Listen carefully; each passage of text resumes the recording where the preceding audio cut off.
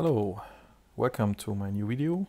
We have a Olight X7 Marauder here, and Olight sent me to test this out. And here we have the first note to just use the 18650 batteries and no CR123A or RCR123A. Let's open up the flashlight. As you can see, the insulator.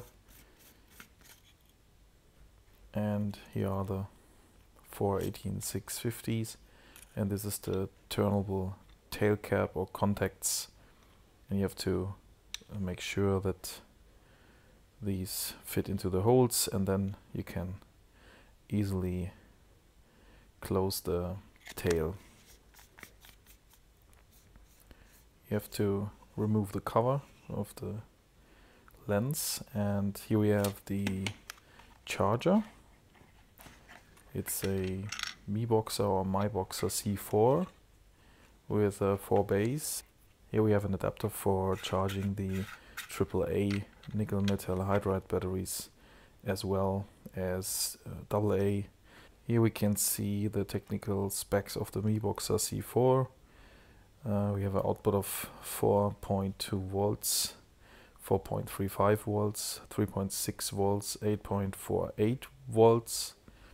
And the current specs for lithium ion and LiFePO 4 are 800 milliamps, and in the low modus 350 milliamps, and for nickel metal hydride and nickel cadmium it's 300 milliamps, and low it's 150. And we can charge barely every lithium ion cell from 10340 to 26650, and AA, AAA, and 4A and C as well. Here we have a sticker, a manual, and the cable for the charger. It's a wall plug cable, and here we have the 12 volts port as well. There's no power supply for the 12 volts. And here we can see the pouch. Let's put the X7 in it.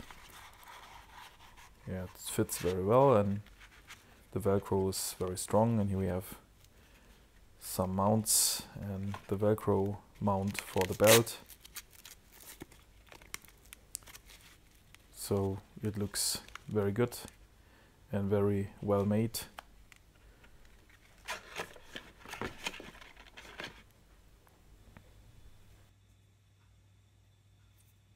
Here we have the indicator if the battery is low.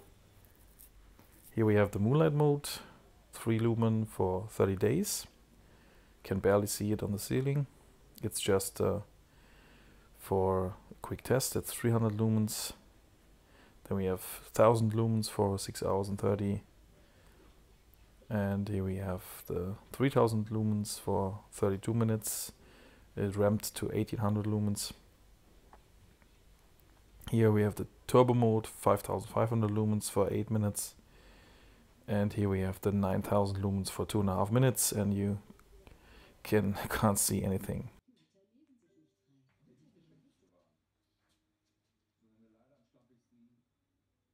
Now I have leveled the metering to one of the high modes so that we can see the higher modes a little bit better. Now we have the 300 lumen for 18 hours.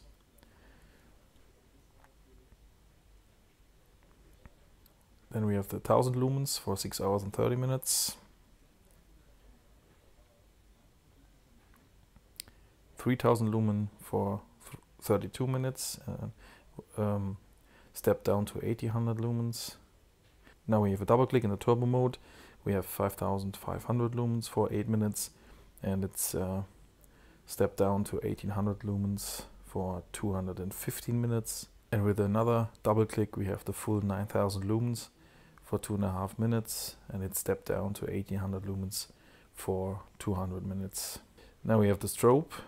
Attention please, 10 Hertz. And here we can see the 3 CREE XHP70 CW, so cold white LEDs, and the orange peel reflectors. This is the technical data of the CREE LEDs. We have 4.8 amps for 6 volt and 2.4 amps for 12 volt. It's 32 watts of maximum power. Maximum light output is 4000 lumen. And yeah, you can see the other stuff, the angles and the maximum junction temperatures and the binning data and ESD withstand voltage as well, and some standard JEDEC standards for the specialists of you who are watching this. Some general specs. We have the light form. It's a concentrated light. It's very bright. It's a flutter. We have 24,500 candela and a maximum light power of 9,000 lumen and a maximum width of the beam of 313 meters.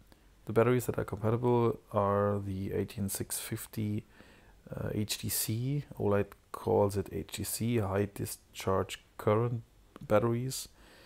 The CREE LEDs I've mentioned before, the XHP70 in cold white.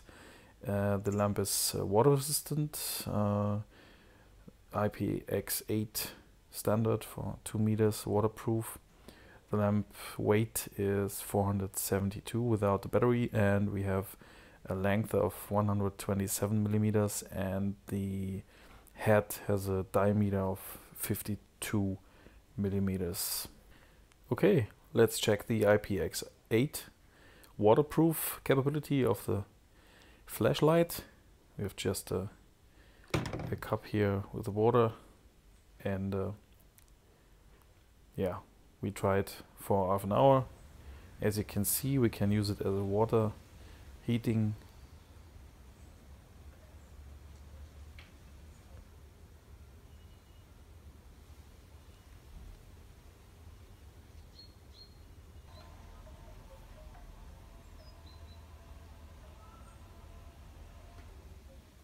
"30 minutes later, we took the light out of the water, and yeah, you can see it's hot in the front lens. And yeah, let's measure the temperature. It's 34 degrees Celsius, and the water has a temperature of around 40 degrees Celsius, and the batteries 34-35 degrees Celsius, so no problem. Now we have a drop test from 50 centimeters in slow motion, and it's very interesting to see the flickering during the impact of the flashlight on the table.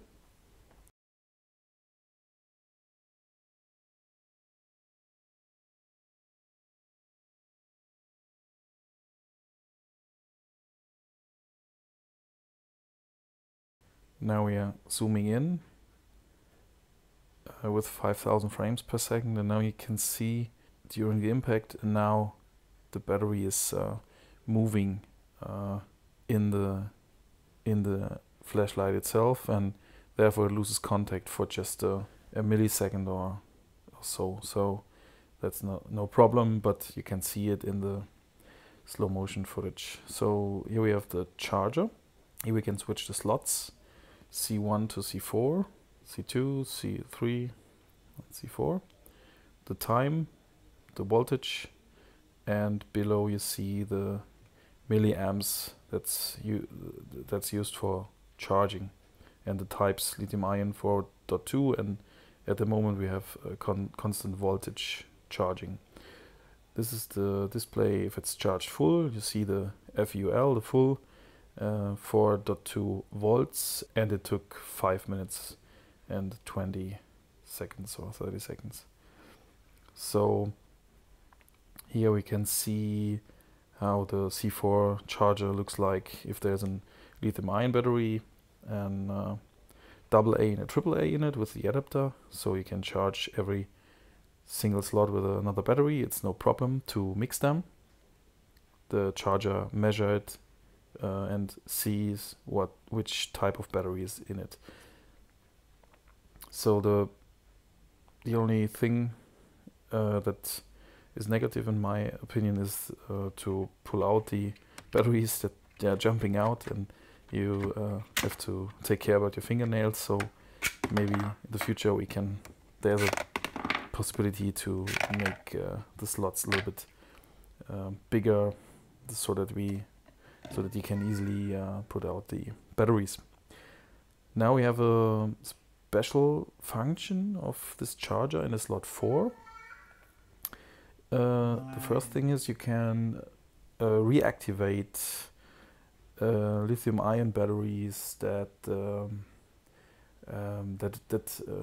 run in the protection circuit. So if there was a short circuit or if there was an overcharge, it reactivates the cell. So with voltage pulses, or I'm not the specialist or the professional battery guy, but you can reactivate cells that are in the protection, that run in protection of the PCB in the cell. And the other function is you can measure the impedance of the cell, and you can measure the capacity. So you will do a full charge of the cell and you will discharge it, and then he will show the charge, the capacity that goes into the empty battery. As you can see, now there's a discharging with 400 milliamps, and there were the milliamps here, 0001 milliamps. In the end, you will see the 3000 something milliamps. So this is a good function. But it's only in the slot 4. So yeah, it would be a good thing to have it in the other slots as well. But it's okay. So for checking batteries and check if the capacity is okay, it's a very good function in my opinion. So now we are outside.